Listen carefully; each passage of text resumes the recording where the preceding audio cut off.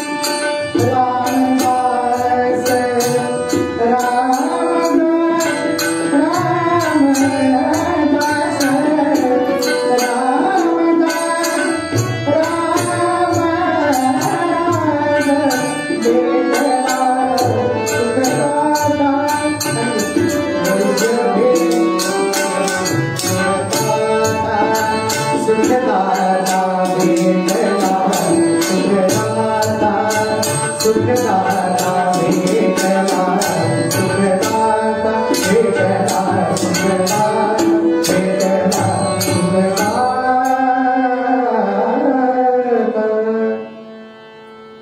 योऽन्तः प्रविश्य मम वाचमिमां प्रसुप्तां सञ्जीवयत्य किल शक्तिधरस्वधाम्ना अन्यांशहस्तचरणश्रवणत्वगादि प्राणान् नमो भगवते पुरुषाय तुभ्यं देशिकेन्द्रं कृपामूर्तिं प्रसन्नं भक्तमङ्गलं महोदयं दानशौर्यं सायिनाथं नमामि।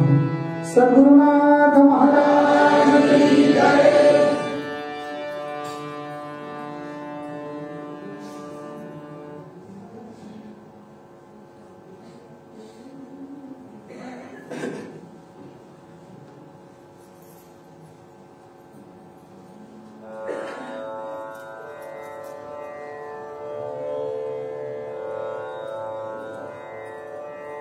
समर्थ सद्गुरू श्री रामदास स्वामी महाराजांच्या पुण्यतिथीनिमित्त आयोजित या दासनवमी उत्सवामध्ये आज आपण 7व्या दिवशी सप्तम दिवस भगवान श्री प्रभू रामचंद्रांच्या या पवित्रतम दरबारामध्ये कीर्तन श्रवणासाठी आपण उपस्थित आहात। तुम्हा सर्वांच्या चरणारविंदी प्रथमतः नमस्कार व्यक्त करतो आणि आजच्या निरूपण सेवेला प्रारंभ करू। आज वैद्य भेटला सुखदाता या अभंगाला निरूपणाला घेऊन तिसरा दिवस आपण साजरा करतो। पहिल्या दिवशी बघितलं रोग म्हणजे काय, दुसऱ्या दिवशी बघितलं औषध म्हणजे काय, तिसऱ्या दिवशी म्हणजे पहिल्या दिवसापासूनच सर्वांना माहिती होतं बुवा नका सस्पेन्स ठेवू, आम्हाला माहितीये औषध म्हणजे काय, रोग कुठला हे कळलं, पण त्याहीपेक्षा सगळ्यांचं लक्ष लागून होतं वैद्य शब्दाकडे। आम्हाला माहितीये दवाखान्यात बसून सांगतो होय डॉक्टर कोण आहे ते सांगा, दवाखान्यात जाऊ पण ते वैद्य आहेत आमचे समर्थ सद्गुरू श्री रामदास स्वामी महाराज। आपल्या सर्वांसाठी आहेत ते, त्यांच्यासाठी कोण वैद्य भेटला सुखदाता आपणची देव होय गुरु, ते संतांनी म्हणून ठेवलं आणि समर्थ सद्गुरू रामदास स्वामी महाराजांसाठी ते खरं झालं। खरोखर साक्षात प्रभू रामचंद्रांनीच त्यांचं सद्गुरू पण घोषवलंय आणि त्यांना अनुग्रह दिला। ती परंपरा तिथून सुरू झाली।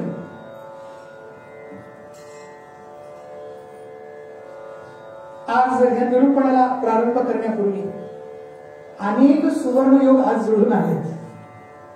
कालपर्यंत तो त्रिवेणी संगम होता, पण आज दिवसभरात चिंतन करून करून अनेक योग याला जुळले गेले।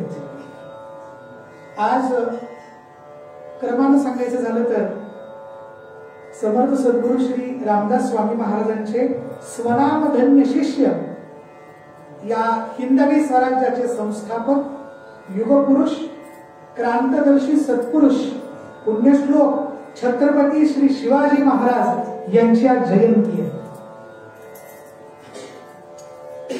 हे लोकोत्तर विभूतिमत्व जन्माला यावं यासाठी काय पूर्वतयारी आहे।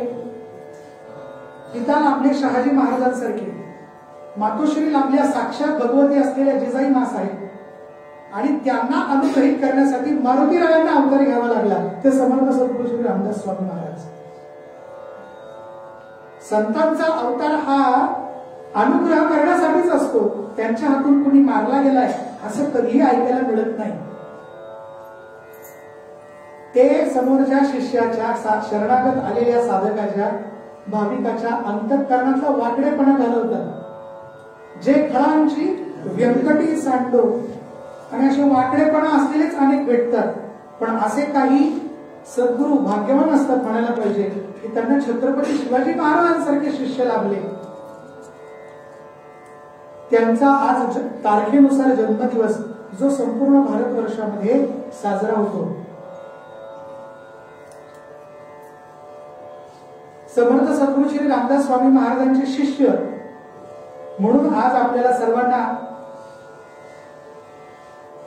छत्रपती शिवाजी महाराजांचं नाव घ्यायला आनंद वाटतो, पण हे भाग्य किंवा हा आनंद आणि तो आनंद उत्साहात साजरा करण्याचं पुन्हा एकदा भाग्य हे महाराष्ट्र सोडता बाहेरच्या सगळ्या राज्यांमध्ये अधिक आहे.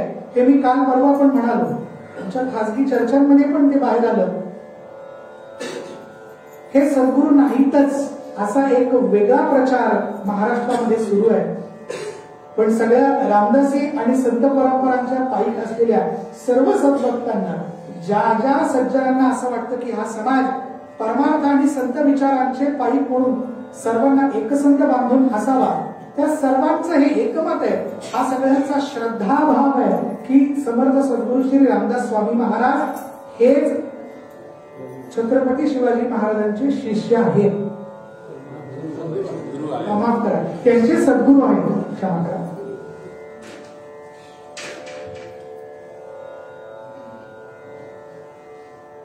हा एक सुवर्ण योग आज जुळून आला. त्याचप्रमाणे आज राजाधिराज समर्थ सद्गुरू श्री अक्कलकोट स्वामी महाराजांच्या शिष्य प्रभावळीतलं एक अनर्घ्य रत्न म्हणून ओळखलं जाणारं शेगाव निवासी श्री गजानन महाराजांची आज प्रकट दिनाची तिथी आहे. कालपर्यंत असं ठरलं होतं की आपल्याला उत्तरंगात चरित्र कोणाचं बघायचं, यांचंच बघायचं. पण मी पहिल्याच दिवशी असं म्हणालो होतो, आयोजक म्हणतात की खाली कार्यक्रमात वेळेप्रमाणे फेरफार केले जातील आणि ते फेर फार केले जातील. तसे फार नाही, पण काही आनंददायी फेरफार केलेत आज. मग तुम्ही म्हणाल का मग गजानन महाराजांचं चरित्र आनंददायी नव्हतं का? तर ते जरूर आनंददायी आहे, पण योजकच तर दुर्लभ दोन्ही बंधूंना मी दंडवत करतो की आज पूर्ण नगरीमध्ये ठिकठिकाणी गजानन महाराजांचीच भजन कीर्तन ऐकायला मिळणारच आहेत श्रोत्यांना. तेव्हा आज काहीतरी ते तर सांगाच, पण त्यापेक्षा वेगळं काहीतरी सांगा. म्हटलं हरकत नाही, सांगूया. सगळे निमित्त सांगून घेतो आणि मग परत एकदा निरूपणाकडे येतो, त्यामुळे त्या निमित्तांच्या विस्ताराकडे येतो. पुन्हा एकदा राजाधिराज समर्थ सद्गुरू श्री अक्कलकोट स्वामी महाराजांच्याच परंपरा प्रभावळीतलं, शिष्य परंपरेच्या प्रभावळीतलं असंच एक अनर्घ्य रत्न, ज्यांचं नाव परमपूज्य सद्गुरू श्री शकुंतलाताई आपटे यांची आज पुण्यतिथी आहे. या कोण होत्या हे नावच प्रथम आपण ऐकलं असेल. सद्गुरू श्री शक्तिपाताचार्य म्हणून ज्यांना ओळखलं जातं ते श्री गुळवणी महाराज यांचे स्वनामधन्य शिष्य असलेले परमपूज्य सद्गुरू श्री मामासाहेब महाराज देशपांडे यांच्या त्या उत्तराधिकारी होत्या. त्यांची आपण आता 6वी पुण्यतिथी साजरी करतोय. पुन्हा कधी इथे यायचा योग येईल त्यावेळेस या आधुनिक काळात घडलेल्या या अनोख्या आणि अद्भुत आणि विशुद्ध अशा शिष्य परंपरेबद्दल काही चिंतन मांडायला अवसर नक्कीच मिळेल अशी आशा करतो. या परंपरेतल्या नव्हे इतर सांप्रदायिक लोकांना सुद्धा ज्यांच्या चरित्रात अगदी अलीकडच्या काळामध्ये अनेक विलक्षण असे अनुभव त्यांच्या सहवासात आले. परंपरा आणि सर्वांचं म्हणणं आहे की हे सामान्य नव्हे, त्या साक्षात राधाराणीच होत्या आणि तो सगळे अवतार परंपरा त्यांनी सांगितली आहे त्याच राधाराणी होत्या. त्याच आंदाळ म्हणून ज्या दक्षिण भारतात म्हणून विभूती झाल्या त्यांचाच तो अवतार होता. त्याच मीराबाई होत्या आणि आता पुन्हा त्या अवताराला आल्या. 6 वर्षांपूर्वी त्यांनी आपलं अवतार कार्य संपवलं. पण विलक्षण असं चरित्र होतं. परमार्थ मार्गामध्ये आपण सर्वांना परमपूज्य श्री आनंदमयी मा या माहिती असतील. त्यांनी सुद्धा सद्गुरू ताईंकडनं अनुग्रह घेतला होता. वयामध्ये फरक होता बरं, ते अनेकांना माहिती नाहीये, पण त्यांनी सुद्धा अनुग्रह घेतला होता. असे एक विलक्षण संत विभूती तत्व आजच्या दिवशी आपल्या पंचभौतिक देहाची खोळ सांडून भगवंतांच्या आपल्या स्वधामाकडे जातं झालं. पण त्यांच्या स्मृती अजूनही मागे आहेत, त्यातच त्या उरलेल्या. आपण माझ्यासमोर बसलेला बहुतांशी 80% पेक्षा जास्तच म्हणेल किंवा 100% म्हटलं तरी चालेल, आपण सर्वजण संघ परिवाराशी संलग्न आहात. त्यातल्या पूज्य श्री गोळवलकर गुरुजी यांची सुद्धा जयंती आहे. असे अनेक ज्ञात अज्ञात योग आज जुळून आले. विशेष म्हणजे ज्यांनी त्या दिवशी निर्वाण केलं त्या तिथीला आपण म्हणतो पुण्यतिथी. खरं तर त्या तिथींना इतर काही सण किंवा मुहूर्त नसतात. या संतांच्या येण्या किंवा जाण्यामुळेच त्या तिथी पुण्य होतात, म्हणून त्यांना म्हणायचं पुण्यतिथी. बघा ना तुम्ही, श्री दासनवमी आपण साजरी करतो, ती दासनवमी म्हणूनच प्रसिद्ध आहे का? त्या दिवशी ती तिथी समर्थांनी निवडली. तुकाराम बीज साजरी करतो, ती तुकोबारायांनी निवडली. एकनाथ महाराजांची षष्ठी साजरी करतो, तीही महाराजांनी निवडलेली तिथी आहे निर्वाणासाठी. नागषष्ठीच्या बाबतीत तर असं आहे, आदल्या दिवशी देवा ठेवलाय महाराजांनी आणि त्यांना नेतायत, औरवदी करण्यासाठी नेतायत. आणि पैठणातलीच एक पोर अनेक वर्ष घरी होती, ती नांदायला परत चालली सासरी. त्याच दिवशी निघाली, बाहेर आली तर तिची आई म्हणाली, एवढ्या वर्षांनी माझी पोर नांदायला निघाली, हा मुलगा आडवा चालला म्हणे. तर महाराज तिरडीवरती उठून बसले, बाई तू नांदायला जा, मी उद्या जातो. किती प्रपंचाला चिकटलेले असतात ना. संतांचं विभूतिमत्व हे असंच अलौकिक नोहावे लोकांप्रती असंच असतं. मला काकांनी त्या दिवशी सांगितलं, हे खरंच भाग्यवान आहे की नाही कुटुंब. ते म्हणाले, आम्ही ज्या आजोबांच्या मांडीवरती खेळलो ते इतकं मोठं विभूतिमत्व आहे हे त्यावेळेस कळलंच नाही. मुळात ते कळू नये म्हणूनच त्याला परब्रह्म तत्व म्हणतात. जे आज नटून थटून येतं त्याला भाळण्याची पद्धत आहे, बरोबर ना. पण सद्गुरु तत्व हे भाळण्याचं आहे का? नाही, जे सांभाळतात ते सद्गुरु असतात. अशा मोठ्या परंपरेमध्ये ते आहेत असतो. पण हे सगळे योग आज जुळून आले. त्यातलाच महत्वाचा योग आपल्या समोर सांगायचा तो म्हणजे छत्रपती श्री शिवाजी महाराजांचा जन्माचा दिवस आज आपण सर्व भारतवर्षातले लोक साजरे करत आहोत. समांतर काळामध्ये समाजामध्ये लक्ष्मण उतेकर नावाच्या दिग्दर्शकानं छावा नावाचा चित्रपट प्रदर्शित केला आहे, ज्यामध्ये धर्मवीर संभाजी महाराज मांडण्याचा एक सुंदर आणि प्रामाणिक प्रयत्न झालेला आहे. तेव्हा हे वातावरण आज बाहेरच्या समाजात डोकून बघितलं तर अतिशय राष्ट्रभक्तीनं ओथंबून वाहिलेलं आहे. फक्त ते एका दिवसाचं आणि चित्रपट बघण्याच्या 10 दिवसांपुरतच राहतं की वर्षभर टिकतं, याचीच आपल्याला पण वाट बघायची. अखंड सावधान असावे हे ज्यांनी आपलं जीवन व्रत बनवलं होतं असे छत्रपती शिवाजी महाराज खऱ्या अर्थानं रामदासी आहेत. आणि हे आपल्या प्रत्येक कृतीत ज्यांनी पटवून दिलं. खरोखर भगवान शिवांचाच अवतार शोभावे. आणि मी इथं आल्यापासून शिवविष्णू ऐक्यच सांगतोय ना. आम्ही भाग्यवान नगर जिल्ह्यात राहतो. त्या नेवाशा जवळ खेडले परमानंद नावाचा एक गाव आहे. त्या गावचा परमानंद नावाचा एक कवी होऊन गेला, त्यानं शिवभारत लिहिलं. त्याला छत्रपती शिवाजी महाराज हे विष्णू स्वरूपात दिसतात. म्हणजे शिवाप्रमाणे जे संहारक आहेत आणि विष्णूप्रमाणे जे प्रतिपालक आहेत याची देही याची डोळा ज्यांनी अनुभव घेतला ते तुमचे आमचे सर्वांचे पूर्वज आहेत.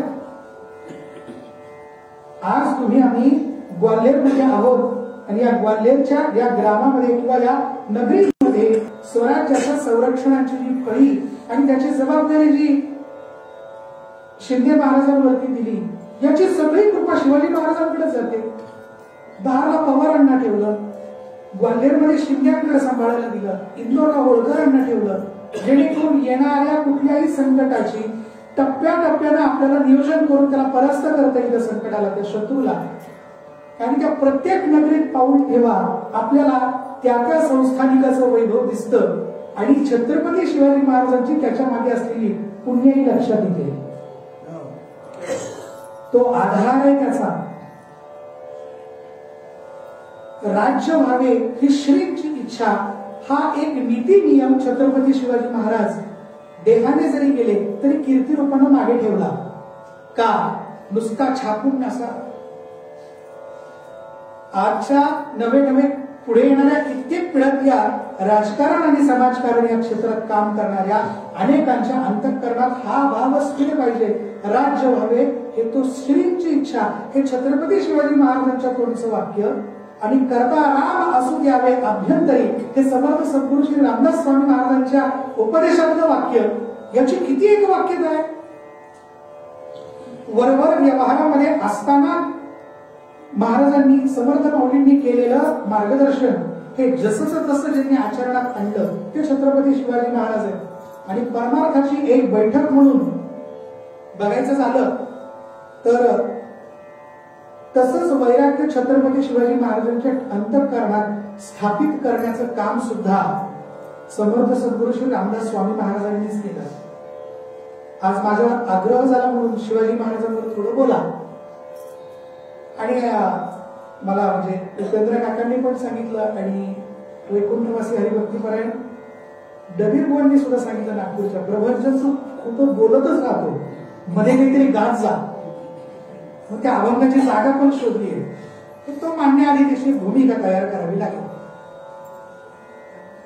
समर्थ सद्गुरू श्री रामदास स्वामी महाराजांची भेट होण्याच्या आधी छत्रपती शिवाजी महाराजांच्या कानावर जगद्गुरु तुकोबारायांची ख्याती कानावर पडली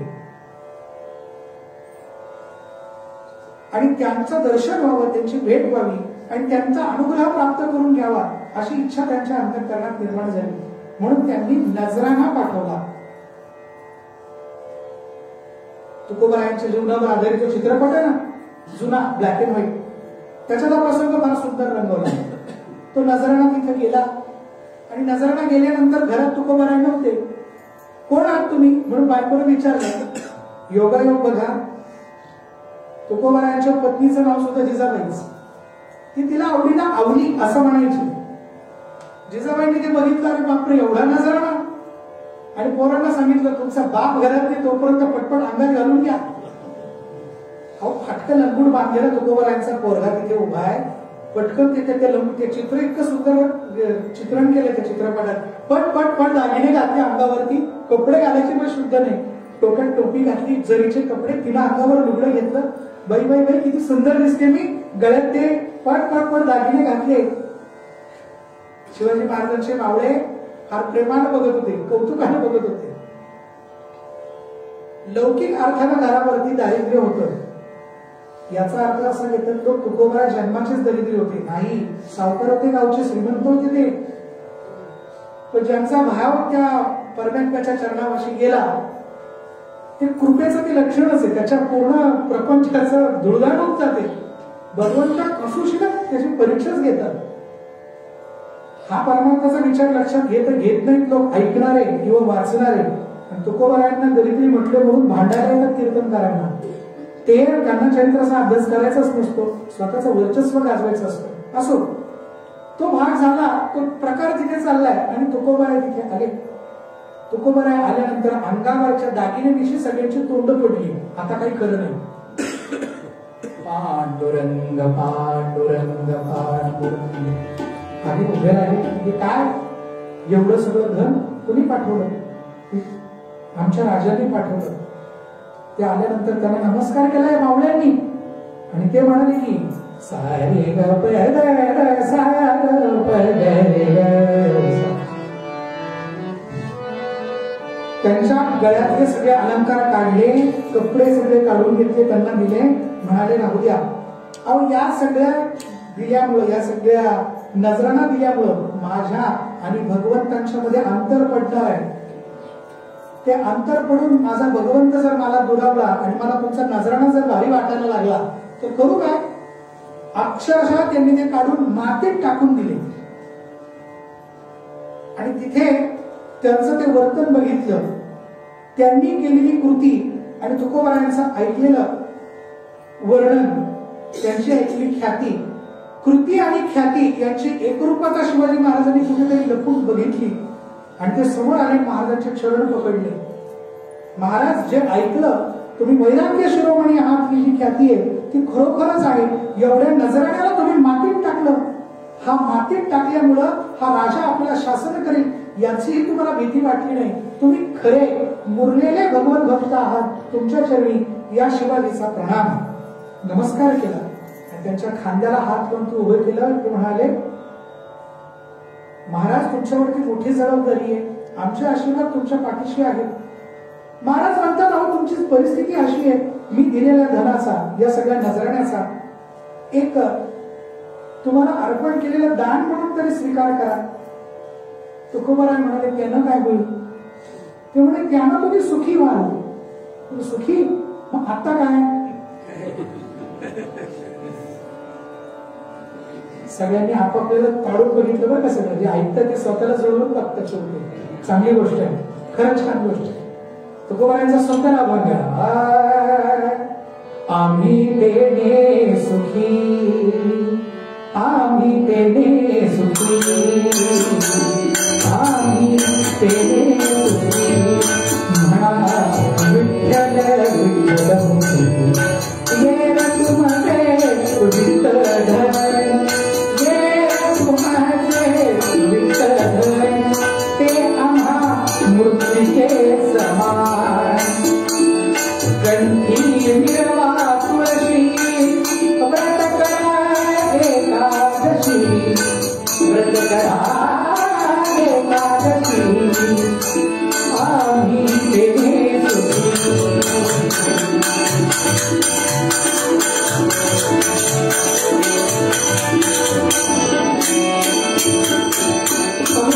शेवटच्या चरणामध्ये तुकोबारायांनी फार सुंदर सांगितलं, म्हणवा हरीचे दास, म्हणवा हरीचे दास,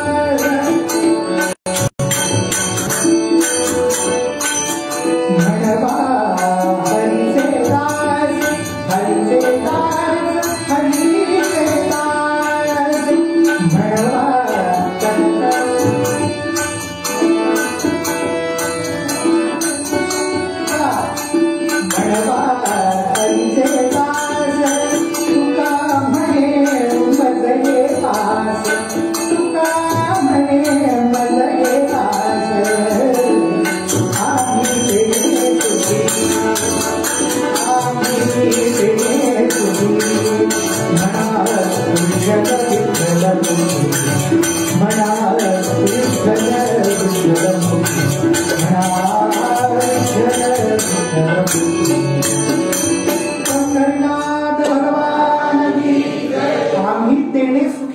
म्हणा विठ्ठल विठ्ठल मुखी, ये तुमचे वित्त धन, ते आम्हा मृत्तिके समान.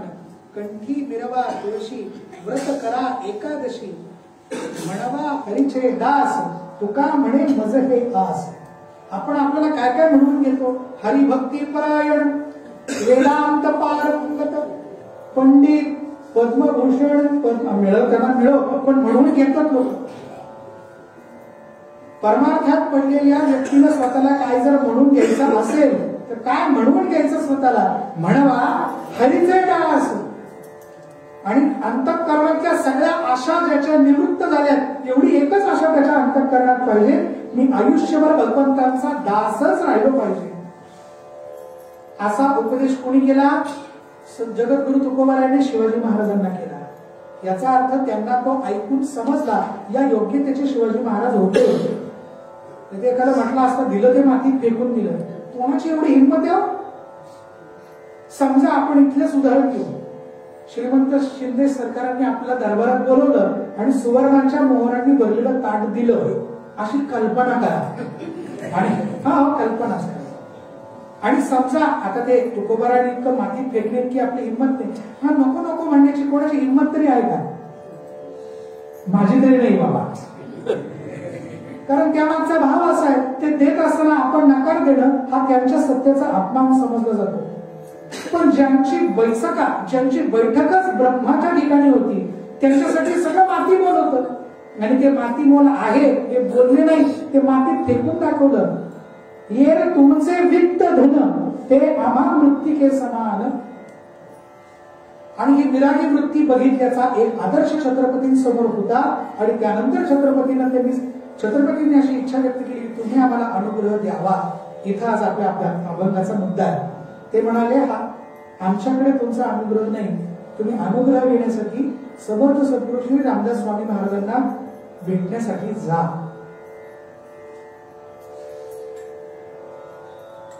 महाराजांनी नंतर अनुग्रह केला त्याप्रमाणे राजकारण, उदंड राजकारण केलं. वर देव मस्तकी धरला, अवघा हलकल्लोळ केला. खरोखर शब्दशः आणि अक्षरशः लागू पडतं असं चरित्र कोणतं? तर छत्रपती शिवाजी महाराजांचं चरित्र आहे. या छत्रपती शिवाजी महाराजांचा तंजावरच्या सरस्वती महाल नावाचं जे ग्रंथालय आहे, त्या ग्रंथालयामध्ये एका जुन्या बाडात, एका वहीमध्ये एक अभंग सापडलाय जो शिवाजी महाराजांचा असा इतिहासकारांचा नाव आहे.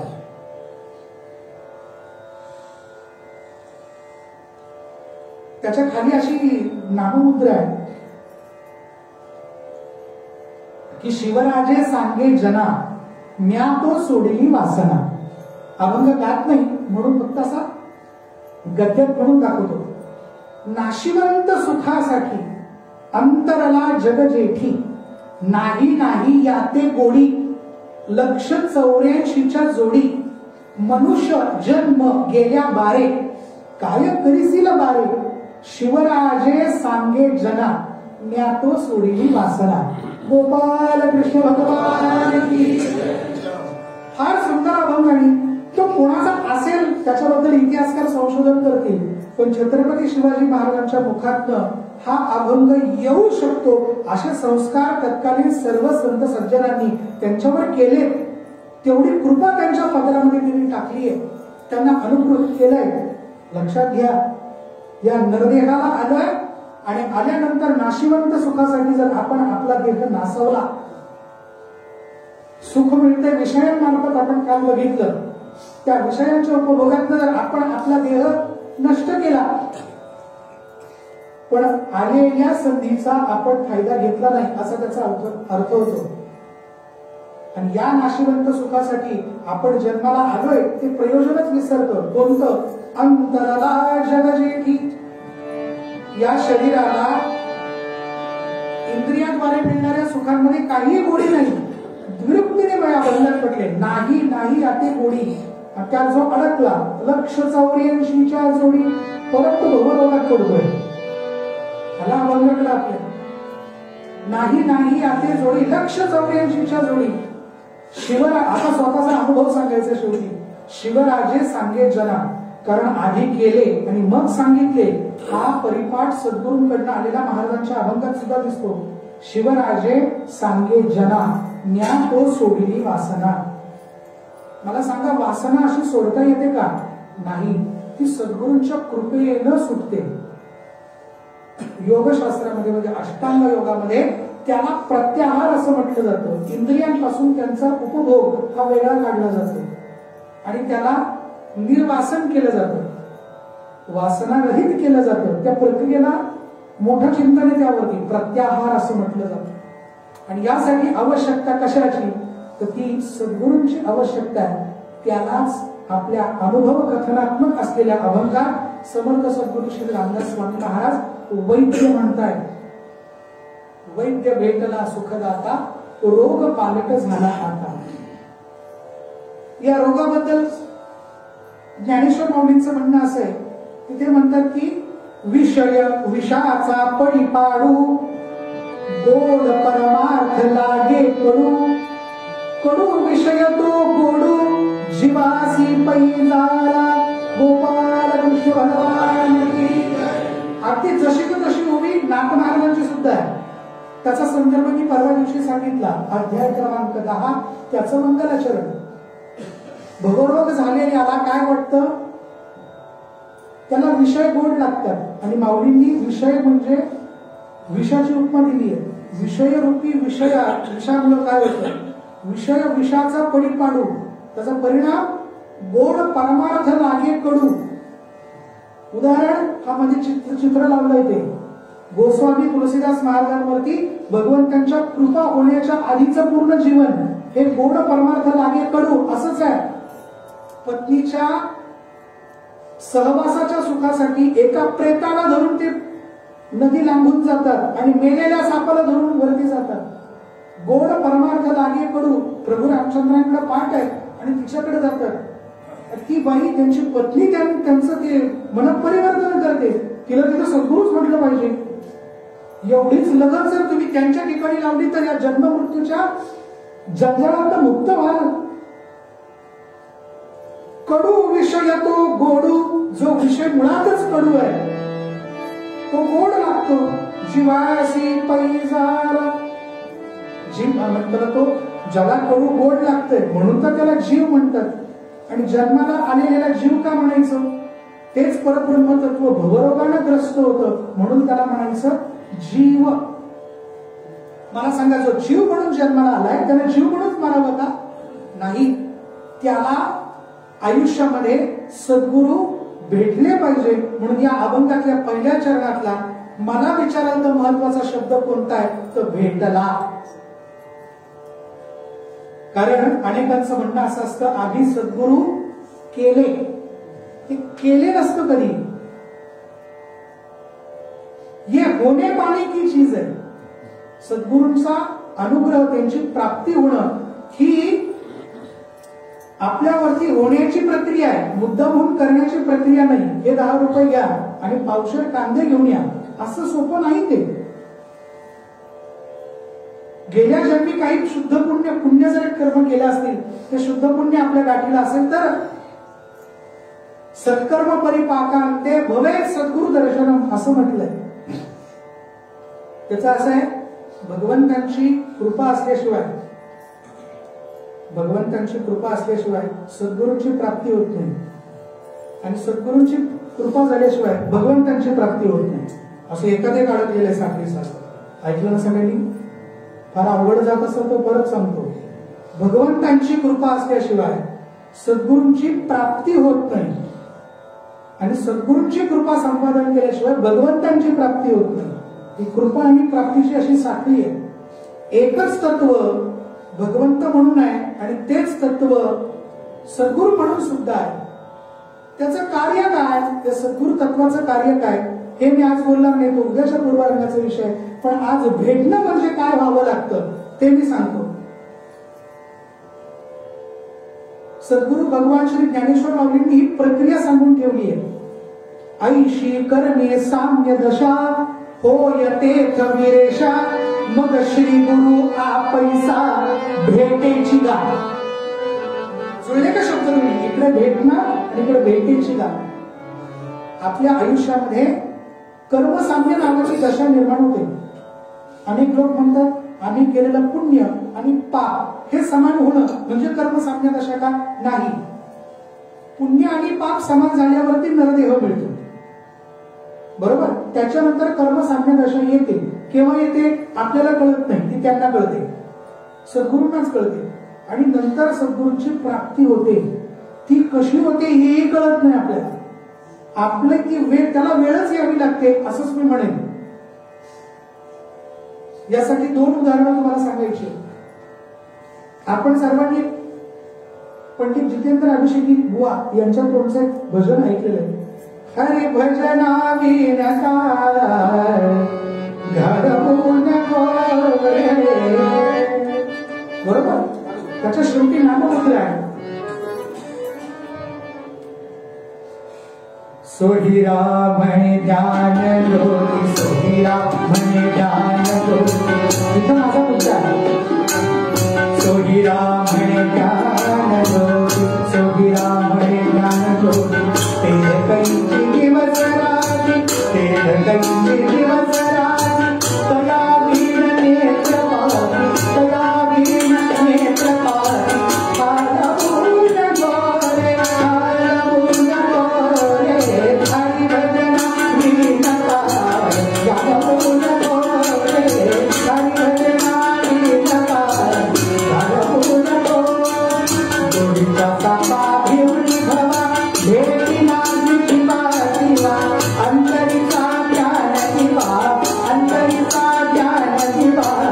घडवून गोरे, हरि भजना विनता, हरि भजना विनता, हरि भजना विनता घडवून गोरे. सद्गुरुनाथ भगवान की. सांगायचा मुद्दा हा, हे पद ज्यांनी रचलंय त्यांचं नाव सोहिरोबानाथ आंबिये. हे श्रीनाथ संप्रदायातले महान विभूती होऊन गेले. कुठे? आत्ताचं सावंतवाडी संस्थान आहे ना, त्या संस्थानात ते नोकरीला होते आणि मला वाटतं बांद्याला का कुठल्या परिसरात ते राहायला होते. आता कोकणातला माणूस म्हणजे त्याचा आहार वगैरे ते सगळं सांभाळून ते आपली परंपरा सांभाळत आहेत. आपल्या घरी एकदा असताना देवपूजा करत असताना त्यांना निरोप आला की तत्काळ सावंत सरकारांनी आपल्या कचेरीत तुम्हाला बोलवलंय. आणि ती देवपूजा आटोपून नमस्कार करून निघाले. घरातल्यांनी आग्रह धरला की काही खाल्ल्याशिवाय काही हातावर ठेवलं असेल खायला, पण सोबत शिदोरी म्हणून काय न्यायचं, अजून तर स्वयंपाक सिद्धी झालेली नाही. त्यांना एक फणस दिला गेला मोठा. तो खांद्यावरती फणस घेतला आणि फणस घेऊन ते आपल्या कचेरीमध्ये जायला निघाले. ते कचेरीत जायला निघाले, पुन्हा डोक्यावर आलं म्हणजे मध्यम झाली, नैवेद्याची वेळ झाली भगवंतांच्या. म्हणून एक झाड बघून एक कुठे पाणवठ आहे, पिण्यायोग्य पाणी बघून ते थांबले. त्यांनी तो फणस फोडला. फणस फोडल्यानंतर त्यातले 2-3 गर पानावरती घेतले आणि मानसिक भगवंतांना नैवेद्य दाखवला आणि ते गर तसेच समोर ठेवले. आता थोड्या वेळ वाट बघावी गृहस्थानं, कोणी येत आहे का, अतिथी कोणी येत आहे का, त्याला द्यावं आणि मग आपण घ्यावं. पण लक्ष दिलं तर काय कोणी नव्हतं. भूक तर लागली आणि म्हणून भगवत स्मरण करून ते गरे प्रसाद ग्रहण करणार. इतक्यात कानावर शब्द आला, अल्लख निरंजन. आणि तो शब्द आल्यानंतर कोण आलाय, ते एक सुकुमार बाल अवस्थेतले एक विभूती तिथे आले. ते म्हणाले भूक लागली. त्यातलेच काही गर काढून त्यांना दिले. त्या महात्म्यानं त्यातले 2 गर प्रसाद देऊन त्यांच्या हातात ठेवले. त्यांनी ग्रहण केले. ते म्हणजे तुम्ही पण खा. महाराजांनी पण गर खाल्ले. आता जे जे कोकणात जाऊन आले किंवा ज्यांनी फणस खाल्लाय त्यांना फणसाचा प्रॉब्लेम कळत असेल. खायला गोड लागतात ते, फोडायला फार भयंकर बळकट नाही. खाणाऱ्याला काय जातंय, छान आहे, गोड आहे, वा छान आहे, वा गोडच आहे. पण ते फोडल्यानंतर त्या हाताला त्या सगळ्या फणसाचा चीक लागतो. म्हणून ते फोडत असताना इथपर्यंत तरी हाताला गोड तेल किंवा खोबरेल तेल लावून घ्यावं. तुम्ही म्हणाल बुवा तुम्हाला कसं माहिती, सासरवाडी. त्याआधी माहिती होतं की ते तेल इथपर्यंत लावतात, ते हात्यारांना तेल लावलेलं असतं आणि ते कापल्यानंतर मग ते गरे ते खात असताना त्या महाराजांच्या हाताला, त्या विभूतीच्या हाताला ते गरे लागले. ते गऱ्याचा शीक लागला.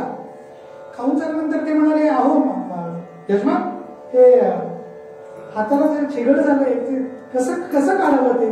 आता ते मातीत हात घासून किंवा झाडाच्या खोडाला बसून जात नाही, ते त्याला तेलच लागतं. हे विचार करू लागले, इथं तेल आलं कुठून, आता यांना तेल द्यायचं कसं. आता कोकण प्रांत म्हणजे खोबरेल तेलाला काही कमी आहे का, काहीच नाही. ते कुठे लावलेलं असं, मस्त केसाला लावलेलं होतं. ते म्हणाले, अहो कुठेच तेल नाहीये, पागोटं काढून ठेवलं असेल, हे केसाला तेल आहे म्हणे, ह्या केसाला पुसून टाका पुढचं, मी बघतो. आणि त्या केसाला असलेल्या तेलानं तो हाताला लागलेला चीक पुसायच्या निमित्तानं मस्तकावर जर हात ठेवला तर तिथेच त्यांना अवस्था प्राप्त झाली. मस्तकावर हात ठेवला तिथेच ते आपल्या अवस्थेत निघून गेले. काही काळ त्या समाधीमध्ये ते होते. त्यांनाच समजलं नेमकं झालं काय. आणि तिथून जे बाहेर त्या अवस्थेतनं ते बाहेर आले. अनेक वेळानंतर त्यांच्या अंगावर अष्टसात्विक भाव रोमांच उभे राहिले. गळगळा रडायला लागले. म्हणाले, महाराज तुम्ही आज काय केलं, माझ्यावर कृपा केली, तुम्ही आहात तरी कोण. तर ते म्हणाले, श्रीनाथ संप्रदायात ज्याला गोरक्षनाथ म्हणतात तो मी आहे. मला सांगा, हे काय ठरवून निघाले होते का, कचेरीत निघाले होते. पण श्री गुरु आपैसा भेटेची गा, हे आपैसा आपोआप भेटतो.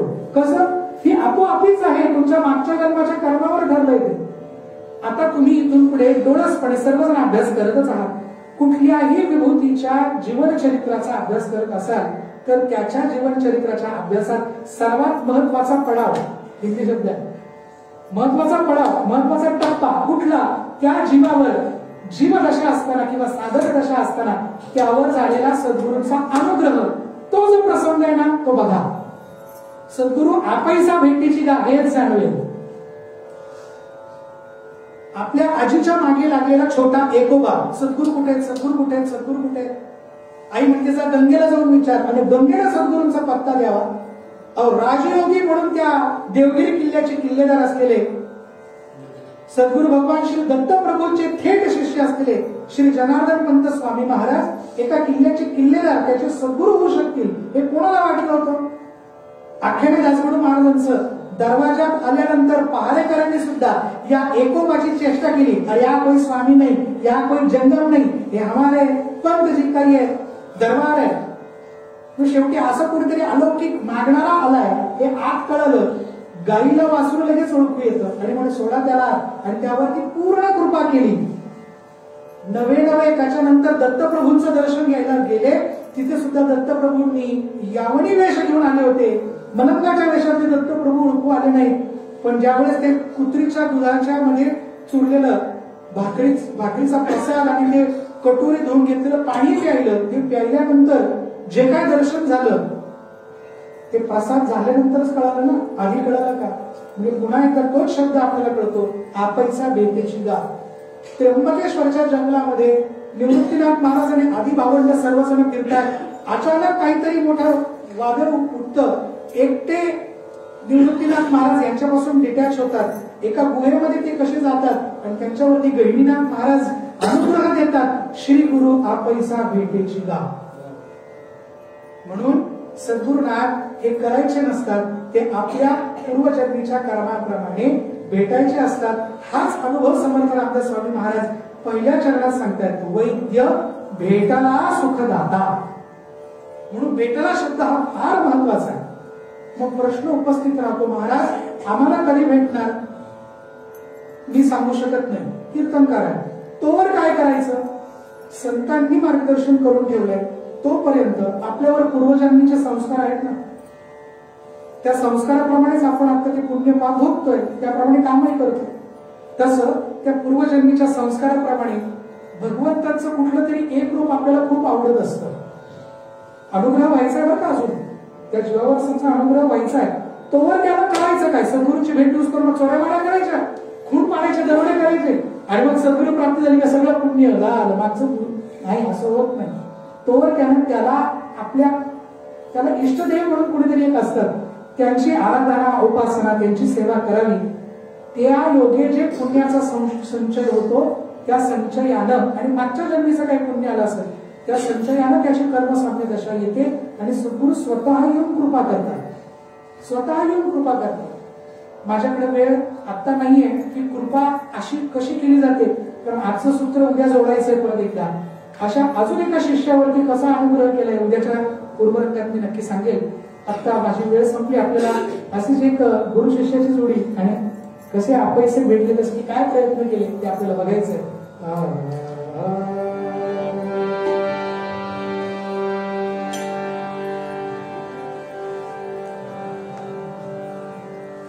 दिव्य देही ओतला रस गुरुन्याहारी रामदास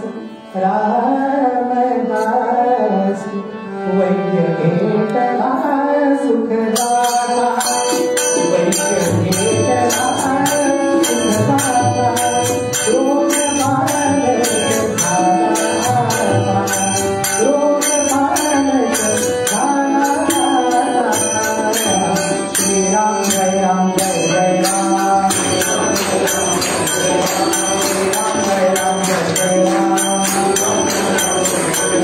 श्रीराम जय राम जय जय राम.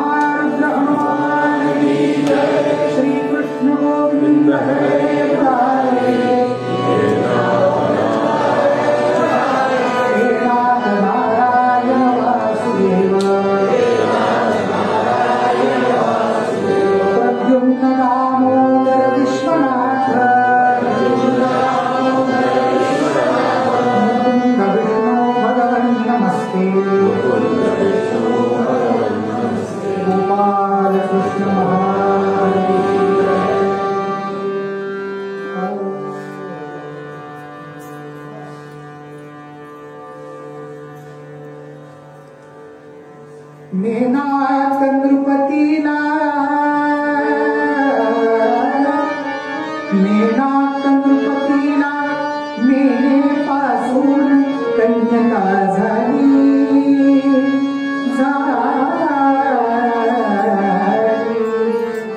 पर्वत उदरी जन्मे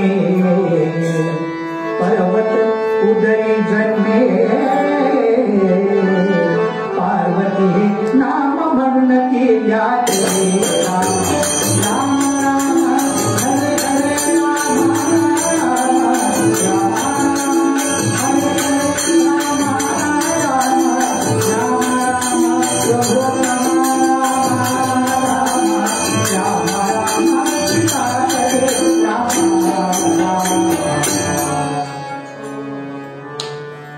आपल्या या भारतवर्षाच्या भूमीवर असलेल्या सगळ्या प्रांतांचा जर विचार केला तर दक्षिण भारतामध्ये आपण जर बघितलं तर निसर्ग सौंदर्य तर आहेच, त्याचप्रमाणे निसर्ग सौंदर्यापेक्षा जास्त प्रमाणात आपल्याला बघायला मिळेल तर वेगवेगळ्या उंचीची कलात्मक नक्षीकाम असलेली शिल्पकलेचे अत्युत्कृष्ट नमुने असलेले मोठमोठी मंदिरं बघायला मिळतात.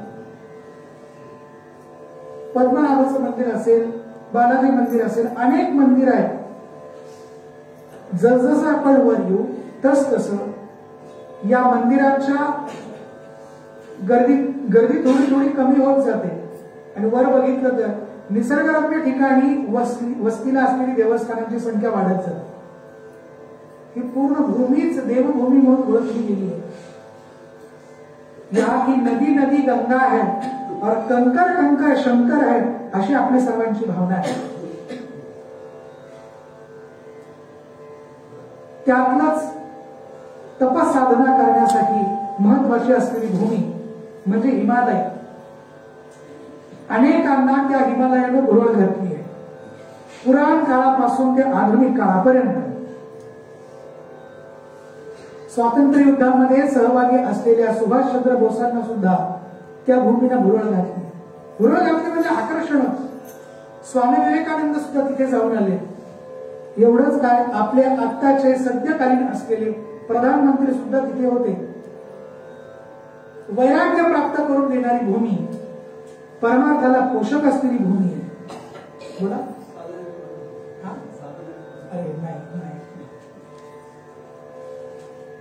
त्या भूमीवरती त्या भूमीचा असलेला राजा, त्यावरचा अधिपती, पुराणांमध्ये त्याला मेनाक असंही म्हटलंय आणि हिमवान असंही म्हटलंय. मग तो राजा, हिमालय नावाचा राजा आपण जर म्हटलो, मग हिमालय पर्वत हा राजा का? नाही, त्या प्रांतावर राज्य करणारा राजा. त्या राजाचं नाव मेनाक, त्याच्या पत्नीचं नाव मेनाबाई. या दोघांना, मेनाक नृपतीला मेनेपासून कन्यका झाली. तिच्यापासून एक मुलगी जन्माला आली आणि ती मुलगी, तिचं नाव काय? पर्वताच्या उदरात जन्माला आली. पर्वताच्या उदरात जन्माला आली म्हणून तिचं नाव पार्वती. समर्थ सद्गुरू श्री रामदास स्वामी महाराजांनी तर आईसाहेबांची एवढी नामावळी वेगवेगळी वापरली आहे. त्यांनी मनोबोधामध्ये एका ठिकाणी तर पार्वतीला पार्वती असं न म्हणता, शैल म्हणजे पर्वताच्या पोटी जन्माला आली ना, जन्माला आली म्हणून शैलजा असं नाव म्हटलं. शैलजा शूळपाणी असं श्लोक आहे बघा. ती पार्वती म्हणून जन्माला आली आणि ती जन्माला आली, कलेनं वाढायला लागली. आता मुलगी जन्माला आल्यानंतर ती आनंदाची बाब असते. सकाळीच आईसाहेब म्हणत होत्या मला मुलगीच नाही. म्हटलं असं म्हणणाऱ्या आई आणि वडील या काळात जन्माला म्हणजे आले पाहिजेत. त्यांची मनोवृत्ती आता बदलली पाहिजे की मुलगी जन्माला आली. आमच्याकडे तर बापरे इतकं तिरस्काराने बघितलं जायचं खेडे भागामध्ये. तुमच्याकडे तो शब्द आहे की माहित नाही, पण सांगतो ती जन्माला आली की तिला फिंदारडी म्हटलं जायचं किंवा फिंद्री म्हटलं जायचं. कोणाचा असेल तिकडे बाहेरचा शब्द माहिती असेल ना खेडे भागातला. एवढंच काय, गुरुवर्य विद्यावाचस्पती श्री आकळेबुवा यांनी एका टीव्ही सिरियलचं निवेदन केलंय कीर्तनाच्या कीर्तनकाराच्या वेशात, आणि त्या सिरियलचं नाव होतं नकोशी. महाराष्ट्रातली सिरियल फार गाजली. नकोशी म्हणजे जन्माला आल्यापासून ती नकोशीच वाटते. जन्माला आला मुलगा म्हणजे काय, तो म्हणजे वंशाचा दिवा. दिवा कसली, दिवटे जन्माला येतात. हा दिवा असो, पण ती जन्माला आली, पण दिव्याचं काम प्रकाश पसरवणं आहे ना. मग मुलगी जन्माला आली, तिला कोणती काम म्हणू नये. ती एक नाही दोन्ही कुळांचा उद्धार करते. जन्माला आली त्याही घरात, ज्या घरात गेली त्याही कुळाचा. पण आनंद वाटू दे नाही तर दुःख वाटू दे, जो कोणी पिता असेल त्याच्या चित्ताला ती चिंता घेऊनच जन्माला येते. का ती मुलगी उपवर झाली की तिच्या लग्नाची चिंता त्याला भेडसावते. पंतांनी फार सुंदर आज्ञा केली. उपवर कन्या होता, उपवर कन्या होता, पितयाच्या काळजास कातरते. पित्याच्या काळजाला कातरते. आणि बरोबर म्हणतायत, उपवर कन्या होता, पितयाच्या काळजास कातरते. कातर, कातर सासर सागर, कातर सासर सागर, जाय कशी फार हे चिका तरते. शाब्दिक चमत्कृती आहे, असं काव्य आता ऐकायला मिळत नाही. त्या तिथे पलीकडे माझी या प्रियाची झोपडे. कल्पनेत पण दारिद्र्यच आहे. तुझी प्रिया असावी आणि तिचं झोपडच असावं. अरे हा, ही काय कल्पना. काव्य हे कसदार काव्य. काय काव्य? उपवर कन्या होता, मुलगी वयात आल्यावरती पितयाच्या काळजास कातरते. कातर पुढच्या चरणात, सासर सागर जाय कशी पार हे चिका तरते. वरती कातरते आणि खाली का तरते. मारुती रायासाठी आली केली ना, गगनात लक्ष गेले केले उद्यान जनन समयास, उपमा काय वदावी या ब्रह्मांडात जन न सम यास. याला म्हणायचं काव्य. या संसार रूपी सागरामध्ये ती बुडून जाते की तरते याची त्याला चिंता लागते. मग तिला विचारलं, मेनक राजाने मुलीला बायकोला सांगितलं जरा तिला विचार, कारण मुलगी ही आईची मैत्रीण असते. आजच्या उत्तराला भरपूर पटेल दिलं येते, मैत्रीण असते, तिला विचार तू काही ठरवलंयस का. कुणी मुलगा, पूर्वीच्या काळी विचारायची पद्धत होती, मुलगा कुणी आहे का, तू बघण्यात आहे का तुझ्या, पण आपण बघूया, तिला विचारू, तिला एकदा विचार म्हणजे पुढचं बघायला. म्हणून मीनाबाई पार्वती जवळ येऊन एक दिवस बसली आणि म्हणाली, मुली तुझ्या मनामध्ये कोणी आहे का, आम्ही तुझ्या लग्नाचा विचार करतोय. तर ती म्हणाली आहे की. म्हणजे कुठला, शंभू कैलासीचा, शंभू कैलासीचा पुरला माझ्या मनात घे खसला. आई माझ्या मनामध्ये तुमच्याकडनं जी काही उपासना झाली आणि जी कीर्ती ऐकायला येते बाहेरून, त्यामध्ये मला कैलासनाथ असलेले भगवान श्री शिवशंकर ते माझ्या मनामध्ये ठसले. नव्हे नव्हे मनानं मी त्यांना माझा पती मानलंय, माझं स्वयंवर झालंय. मृत्युंजय बरबरा नरवर कृष्णाचा,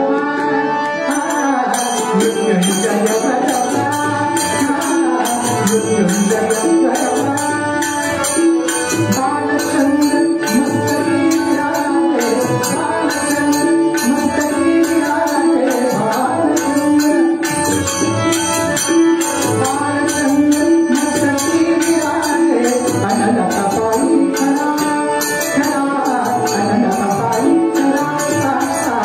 मृत्युंजय बरबरा बरबरा, मृत्युंजय बरबरा, मृत्युंजय बरबरा.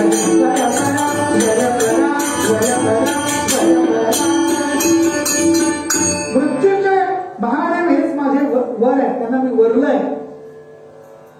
आई म्हणाली, मुली अगं आपण सगळे मरते मानव, काही झालं तरी आपण राजघराण्यातले, आणि तू ज्यांची बात करते ते तर देव, नुसतेच देव नाही, देवाधिदेव महादेव. त्यांची जर प्राप्ती करायची असेल तरी असं सरळ मागणं घालायला जाऊन चालायचं नाही, किंवा त्यांना पत्र घेऊन चालायचं नाही.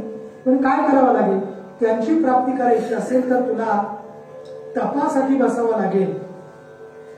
आणि तपोभूमी घरातच होती. हिमालयासारखी तपोभूमी असताना दुसरीकडे जाण्यात काय अर्थ आहे. म्हणून ही छोटी कन्यका, शास्त्र सांगतं 8 वर्षा भवेत कन्या, 8 वर्षाची आहे तोपर्यंत ती कन्या, त्याच्यापेक्षा छोटी असते तिला म्हणायचं कुमारी किंवा कुमारिका. म्हणून तिचं पूजन सांगितलंय. नवरात्रात जी कुमारिका म्हणून जिचं पूजन करायचं ती 8 वर्षाच्या आतली असावी. आज कुणीही कुमारिका म्हणून पूजन, जिचं लग्न झालं नाही ती कुमारिका, तसं नसतं, ती छोटीच असावी. हो, भगवती स्वरूप आहे. त्यानंतर ती कन्यका किंवा कन्या, आणि त्या वयात असताना तिचंच केलं जातं, म्हणून ते कन्यादान. कन्यादान शब्दावर पण बरंच वादंग उठलं होतं. दान म्हणजे काय, आणि दान द्यायला वस्तू आहे, आम्हाला वस्तू वगैरे. मुळातले संदर्भ आणि त्या संज्ञांचा शास्त्रांनी दिलेला अर्थ बघितला नाही का असे घोळ होतात.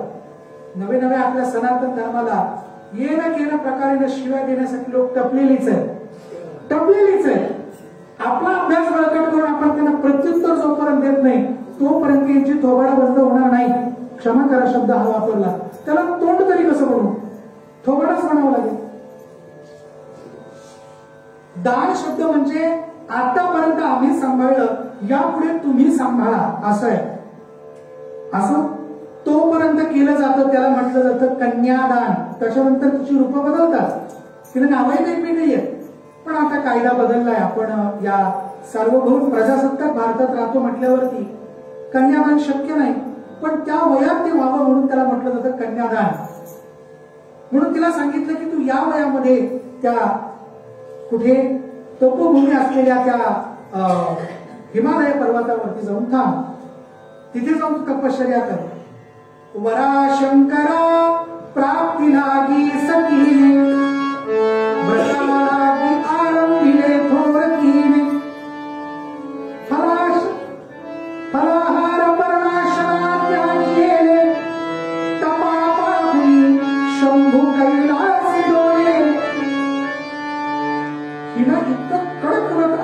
गेलं. मुळात ती हिमालयात योग्याला किंवा तपश्चर्येला लायक असलेली वस्त्र नेसून निघाली. राजकन्या अलंकार असतील, गळ्यात काय सगळं काढून ठेवलं आणि त्या तपाला पोषक असलेला वेश घेऊन ते हिमालयात जाऊन तपश्चर्येला निघाली. तर त्या हिमालयाच्या भूमीत कैकशे वर्ष आधीपासून बसलेले सगळे तापसी तळी त्यांनी बघितलं, अरे बापरे, मुलगी इकडे काय करते, तुम्ही तपासाठी आले, मुली हा पोरखेळ नाही म्हणून चेष्टा केली तिची. पण ती निग्रह, तिचा निश्चय पक्का होता की मला त्यांची प्राप्ती करून घ्यायची आणि ती प्राप्ती करून घेण्यासाठी मी काहीही करेन.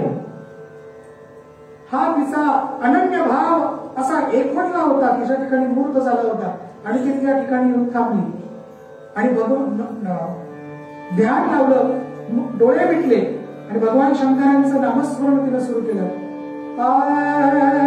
कैलास राणा शिवचंद्र मोर, कैलास राणा शिवचंद्र मोर, कैलास राणा शिवचंद्र मोर, फणींद्र माता मुकुटी धराणी, फणींद्र माता मुकुटी धराणी, कारुण्य सिंधो भवदुःख हारी, तुटवीर शंभो मद कोण तारी, मद कोण तारी, तारी तारी, कैलास राणा शिवचंद्र मोर, कैलास राणा, कैलास राणा, कैलास राणा. ते नामस्मरण करत असता असता पोट भरण्यासाठी काय तर फळं, खाली पडलेली फळं खायला सुरुवात केली.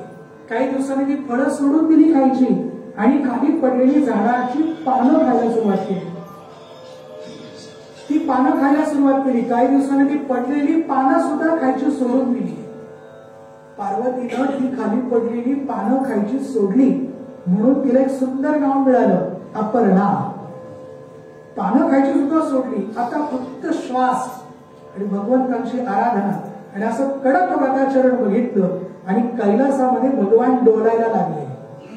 इतक्या तिच्या त्या उपासनेची ताकद, भगवान डोलायला लागले. तपा पाहुनी शंभू कैलासी डोले, भगवान डोलायला लागले. आणि मग ते म्हणाले आता काय करायचं, ते म्हणे आता आपल्याला कोणीतरी हात मारतंय म्हटल्यावरती तिथे गेलं पाहिजे. आणि त्यांनी ओळखलं की आता तपाला बसलेली पार्वती ही काय मागणार हे त्यांना माहिती होतं. त्यामुळे जी बसली आहे तिची परीक्षा घेतली पाहिजे म्हणून पार्वती जेवणी तप करीते वणी बटुकेशे प्रभू, पार्वती जेवणी तप करीते वणी बटुकेशे प्रभू.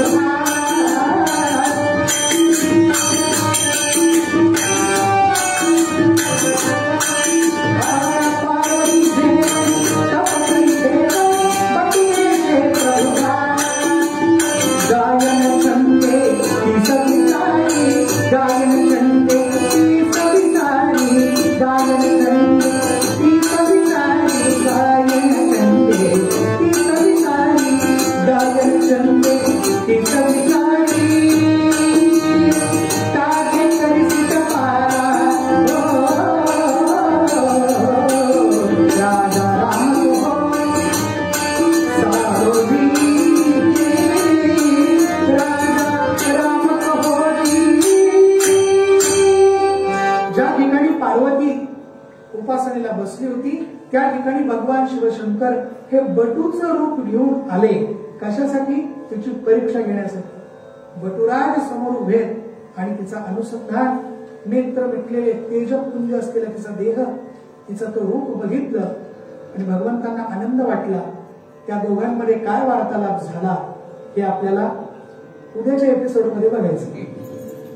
तेव्हा उद्या नुसते श्रोते नाही आहात तुम्ही, उद्या लग्नाचं वऱ्हाड म्हणून येणार आहात.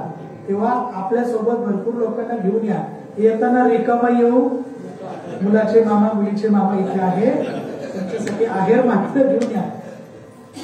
हीच तपश्चर्येला बसली कोणासाठी?